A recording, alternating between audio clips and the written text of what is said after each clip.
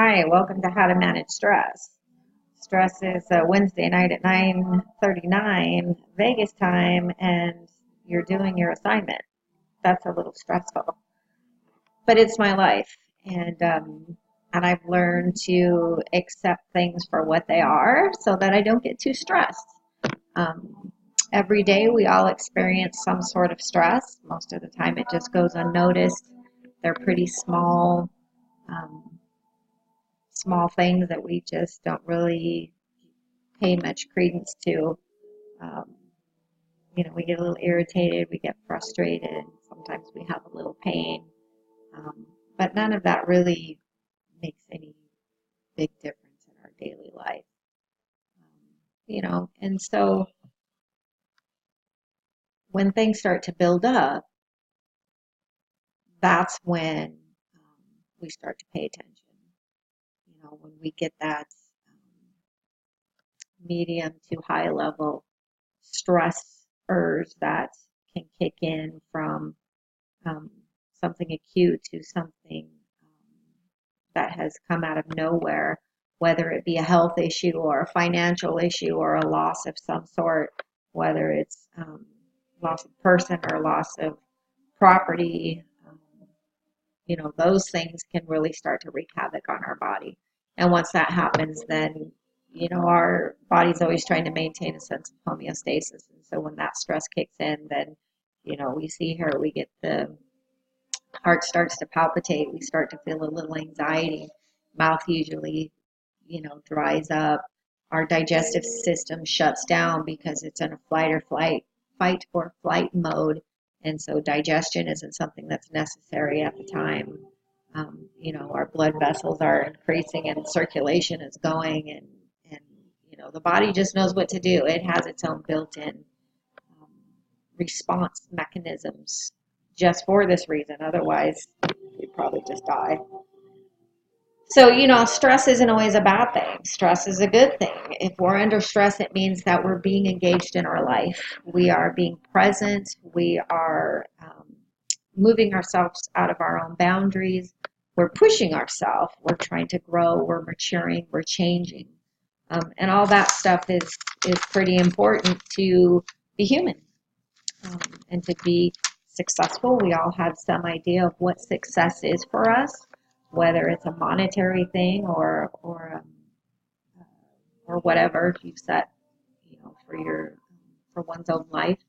And that can create stress because if we're always in this constant state of striving to be better and be more and have more and do, it's kind of the theme of the 21st century. We are constantly bombarded by noise and information and we have to decipher what we want to hear and what we don't and what's true and what isn't and who am I and where am I going and we just pile stuff up.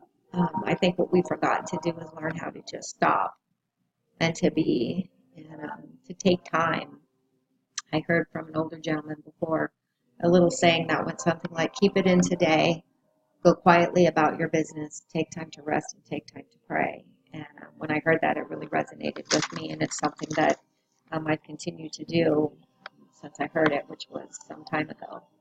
The problem with stress is, when we're in this state for too long, we emotionally break down, we physically break down, our organs start to break down. We're no longer able to stay in a state of homeostasis. Once we get out of whack, then other organs have to go in and compensate for the fact that we're being drained.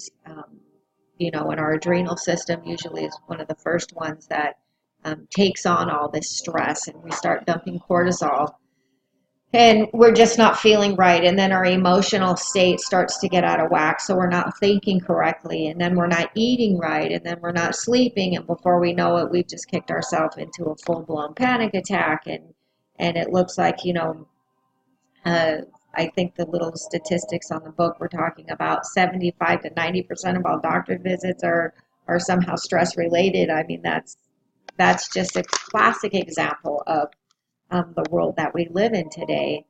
You know, um, I think it was also in there where it says Dr. Hans Seeley, I think that's correctly how to pronounce his name, I'm not sure, where he talks about his theory of the three stages of stress, you know, with the alarm, the initial symptoms, that fight or flight, the resistance stage, which is where things are kind of look like they start to mellow back out again, the situation is over, or we've gone into full-blown exhaustion because we've managed to keep ourselves in this chronic state of stress where, you know, we just kind of give up. We're in a state of chronic fatigue, we've got depression, anxiety, and at that point, then our immune system starts to break down. So we're definitely more susceptible to more diseases.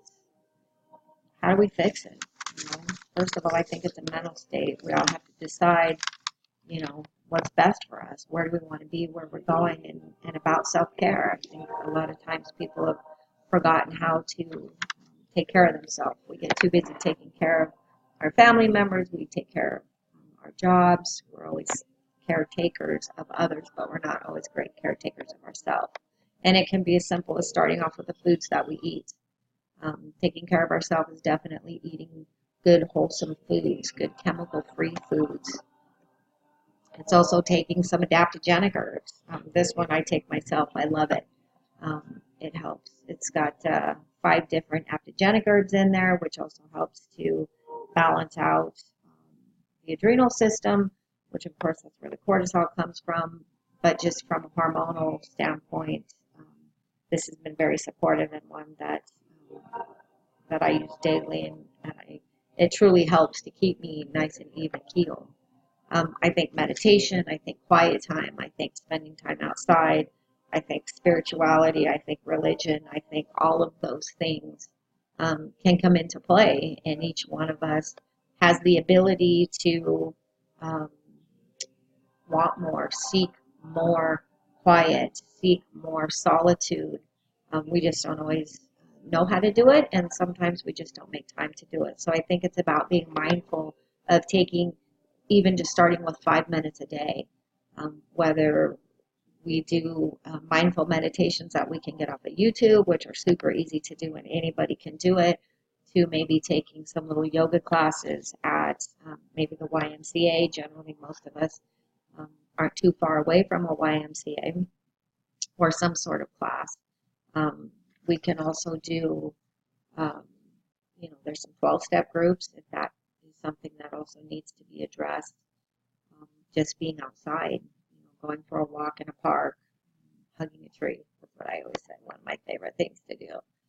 And I live in the desert, by the way, but I can still find a tree to hug. Finding the beauty, being grateful.